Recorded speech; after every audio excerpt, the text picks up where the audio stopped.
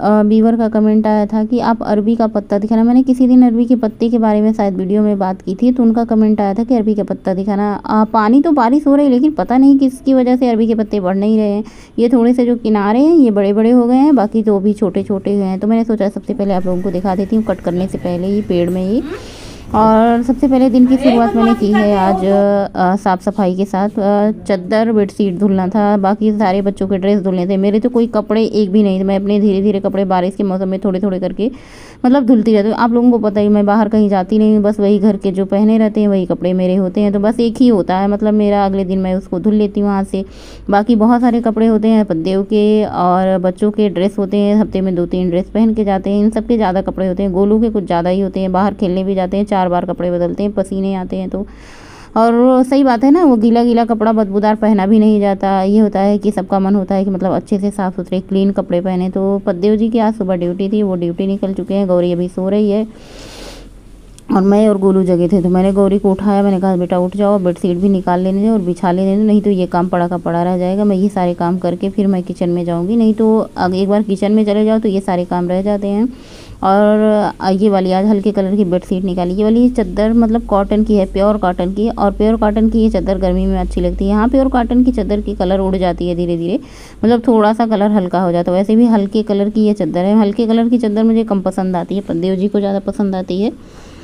लेकिन गर्मियों में ना हल्के कलर की चादर बिछाओ तो ज़्यादा ठीक रहता है, कहते हैं गर्मी कम लगती है। लेकिन ये हल्के कलर की चादर पे क्या होता है, जब एक भी मच्छर मर जाते हैं ना तो बड़ा ही बेकार लगता है। ऐसे मतलब दाग से कहीं दिख जाते हैं। अच्छा मुझे ये होता है ना साफ़ सफाई का बहुत ही ज़्यादा शौक़ तो नहीं कहूँगी, बस साफ़ सफाई सबको पसंद आता है, तो मुझे कुछ ज़्यादा ही साफ़ सफाई मतलब पसंद होती है कि हाँ एकदम से क्लीन रहे पूरा घर। और कपड़ा लगा दिया मशीन में धुलने के लिए, चादर डाल दी है, बिछा दी है, झाड़ू लग चुके हैं। और मैंने सोचा चलो अपना पानी पी लेते हैं। सुबह चाय सबके लिए बनाई थी, तो मैंने सोचा अभी पी लेंगे अभी पी लेंगे। सुबह सादा पानी 1 गिलास पी लिया था, तो फिर मन नहीं हो रहा था, पेट में जगह होगी तभी तो पानी पियेंगे। और मैंने यहाँ पे 2 गिलास यहीं रखे थे ना, एक में मैंने किशमिश भिगोया था, तो गोलू वो वाला पानी पी लिया, सारा किशमिश भी मतलब खाया। और उसके बाद मैंने सोचा चलो इसी गिलास में ही अपना पानी निकाल लेते हैं। तो यहाँ पे मैंने तैयारी कर ली है, ढेर सारा प्याज, हरी मिर्ची, ढेर सारा लहसुन, थोड़े से इसमें मसाले ले लिए हैं जैसे जीरा, काली मिर्च, बड़ी लौंग, बड़ी इलायची, छोटी इलायची। हेलो एवरीवन, गुड मॉर्निंग, सुप्रभात, राधे राधे। अभी गुजरे हैं सुबह के 8 और आज मेरा कोई काम हुआ नहीं है। मैं ये प्याज लहसुन कट कर रही थी ना, और मेरी उंगली कट गई है, दाहिनी उंगली, दाहिना हाथ वो भी कट गया। हंस रही हूँ, दर्द तो हो रहा है। बच्चे पूछ रहे हैं दर्द नहीं हो रहा है, मैंने कहा कि हो तो रहा है दर्द, पर असर नहीं कर रहा है। अब सबसे बड़ी बात ये, इसको खोल के दिखा नहीं सकते क्योंकि ये सारी चीज़ें हम यहाँ पे नहीं दिखा सकते। और चोट बहुत ज़्यादा लंबी और बहुत ही ज़्यादा गहरी निकली है, बहुत ज़्यादा खून भी निकला है। सुबह सुबह मतलब सोचो कि चोट लग जाए और सारे घर के काम पड़े रहे तो बताओ। अभी मशीन चल रही है, कपड़े धुलने का काम है। अभी ये इतना सारा जो मैंने कट पीट किया है, वहाँ पे दाल धुल के रखी है, उसको सिलबट्टे पे पीसना है क्योंकि मिक्सी में पीसो दाल ना तो वो गीली गीली हो जाती है, उसका स्वाद आता नहीं है। तो मैं ले चल रही हूँ सबसे पहले भगोने में पानी, सिलबट्टा धुलूंगी, दाल ले चलूंगी, ये सारी चटनी वटनी आज मैं सारा वहीं पे निपटा देती हूँ सिलबट्टे पे। अब ये 8 बज रहे हैं, तो अब ये मान के चलो 9 बज जाएंगे, मुझे कपड़े धोते 10 बज जाएंगे। आज कितना लेट होगा मुझे खुद नहीं पता है। और चलते हैं देखते हैं बाकी सारा काम। पद्देव जी की भी आज छुट्टी नहीं थी, वो ड्यूटी गए हैं, बाकी बताया नहीं मुझे चोट लग गई है। और अभी तो ना ये मिर्ची उर्ची पीसेंगे तो इतना भवाएगा ना कि दादी नानी सब याद आ जाएंगे। चलिए फिर चलते हैं। अच्छा आप लोग पूछ रहे थे अरबी का पत्ता कैसा होता है, आप दिखाइएगा। तो अभी मैं आज तो अरबी का पत्ता तोड़ूंगी, तो मैं आप लोगों को दिखाऊंगी। सबसे पहले तो मुझे चिंता इस बात की है मैं अपने काम कैसे करूँ। अगर मैं इसको खोल देती हूँ तो भी नहीं काम कर पाऊंगी, अगर मैं बांधे रहती हूँ तो भी नहीं काम कर पाऊंगी। और इतना ज़्यादा गहरा लगा है ना, मुझे लगता है ये इसको ठीक होने में कम से कम हफ्तों तो लग ही जाएंगे। आएंगे तो अभी देखते हैं, कुछ दवा ववा लाएंगे या फिर पट्टी वट्टी जाके बंधवाएंगे। फिर पट्टी बंधी रहेगी तो काम करने में दिक्कत होगी ना। ऐसा नहीं है काम नहीं करूँगी तो खाना नहीं बनेगा, खाना नहीं मिलेगा, सब खाएंगे नहीं, लेकिन फिर भी काम तो काम ही होते हैं घर के। आप लोग समझ सकते हैं, जैसे हाथ पैर बंद करके बैठा खुद से नहीं रहा जाता। तो चलिए मैं सबसे पहले फटाफट से काम कर लेती हूँ, उसके बाद बातें होती रहेंगी। बातें तो मेरी शुरू हो जाती है तो ख़त्म ही नहीं होती हैं। तो सबसे पहले हम चटनी बना लेते हैं। चटनी आम का अचार ले लिया है, मुझे कुछ समझ नहीं आ रहा था मैं किसकी चटनी बनाऊँ। तो धनिया, मिर्चा, लहसुन और थोड़े से पुदीने के पत्ते ले लिए हैं। मैंने सोचा चलो नींबू डाल के बना लेते हैं, लेकिन नींबू डालने के लिए ना ढेर सारा धनिया का पत्ता होना चाहिए।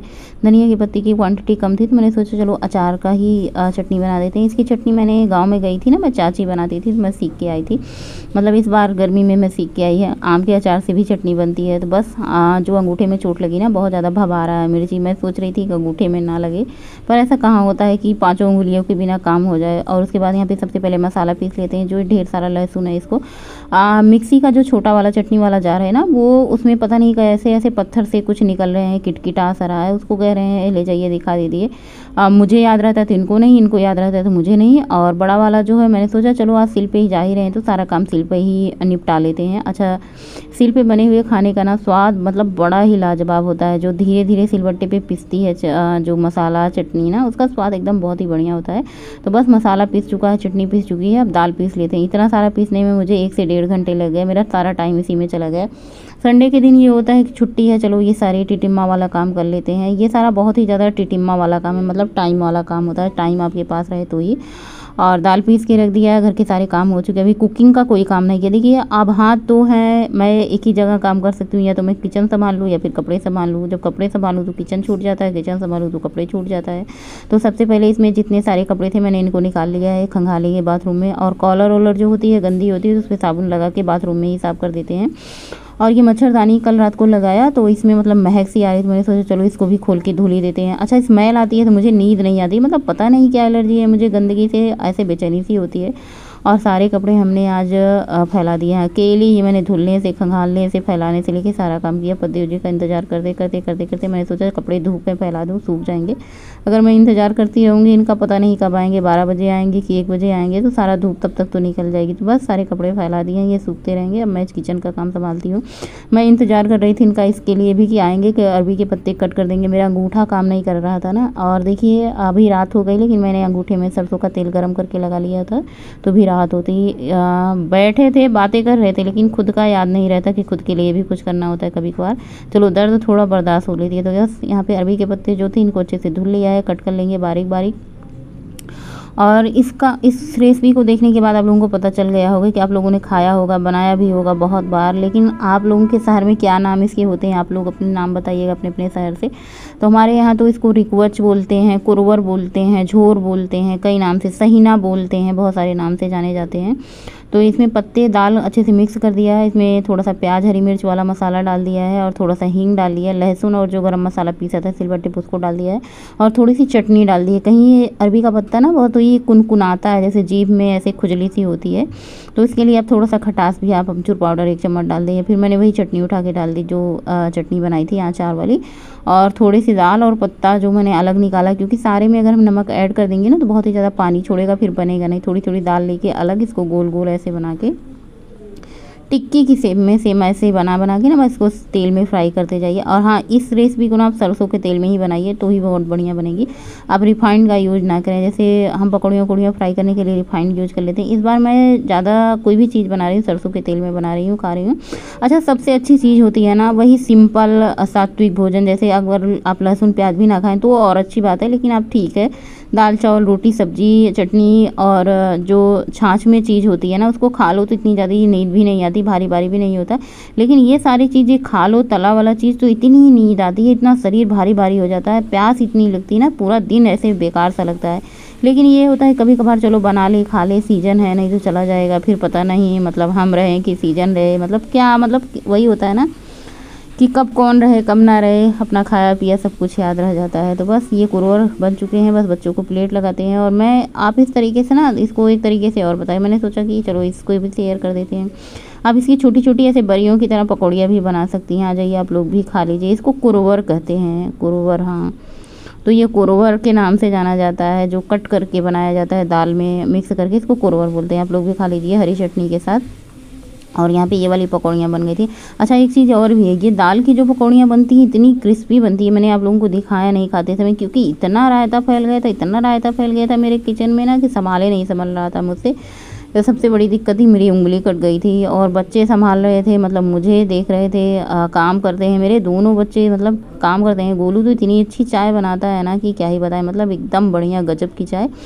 तो ये लोग दोनों लोग ने खाया, उसके बाद हमने भी खाया। इनके पापा भी आ गए थे, उन्होंने भी लुत्फ़ उठाया गर्मा गर्म। और मैंने सोचा चलो अभी थोड़े टाइम हो गए थे, झोर बना लेते हैं इसका, जो बनता है ना मसाला पीस के। मैंने सोचा था चावल और यही बना देंगे, लेकिन किसी का इतना खाने का मन नहीं था। मैं झोर बनाने के बाद मैंने चावल बनाया ही नहीं। मैंने सोचा चलो ठीक है, जो बन गया है, अब जो नहीं बना उसको रहने देते। तो सबसे पहले जो मसाला पीसा था मैंने, प्याज, हरी मिर्ची, लहसुन, गरम मसाला, इन सबको डाल दिया है। और थोड़ी सी जो दाल बचा रखी थी उसको ऐड कर दिया। मसाले के साथ दाल को भी 2 मिनट तक भूनेंगे, ज़्यादा भूनने की ज़रूरत नहीं होती है। ये बाद में ये खौल के पक जाता है। और दाल भूनने के बाद बस आप अपना आवश्यकता अनुसार पानी डाल दें। पानी थोड़ा सा ज़्यादा ही डालें, जैसे हम कढ़ी बनाते हैं ना, पानी ज़्यादा ऐड करते हैं, बाद में वो गाढ़ी हो जाती है खदकने के बाद, वैसे ये भी खदकने के बाद गाढ़ा हो जाता है। और यकीन मानिए इतना बढ़िया, देखने में भले ही अच्छा ना लगे लेकिन ये खाने में बहुत ही बढ़िया होता है। इसको सहीना बोलते हैं, रिक्वच बोलते हैं।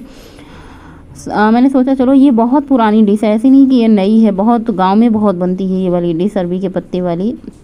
इस तरीके से हमारे यहाँ गोरखपुर में तो वो लपेट के पत्तों पे बनती है, पत्ते पत्ते बिछाते जाते हैं, उस पर लपेटते जाते हैं मसाले, तो सेम वैसे बनाते हैं। बस ये बन चुका है। जो हमने बनाई थी ना कुरोवर बनाया था, इसमें भी ऐड कर दिया है 7 से 8। और उसके बाद यहाँ पे बर्तन, इतने बर्तन निकले थे कि पूछो मत। मैंने सोचा चलो हाथ के हाथ इसको भी निपटा लेते हैं। सुबह चाय के भी बर्तन नहीं धुले थे क्योंकि उधर कपड़े में हो गए मैंने आज। और वैसे इनके पापा रहते हैं तो थोड़े बहुत हेल्प कर देते हैं, तो बहुत काम जल्दी हो जाता है, तो इसीलिए इंतज़ार करती रहती हूँ कि ये रहेंगे तो अपना मैं धुलती रहूँगी, खगालती रहूँगी। और ये अपना ड्रायर में सुखा के मैं मतलब डाल देते हैं, थोड़ी सी हेल्प हो जाती है।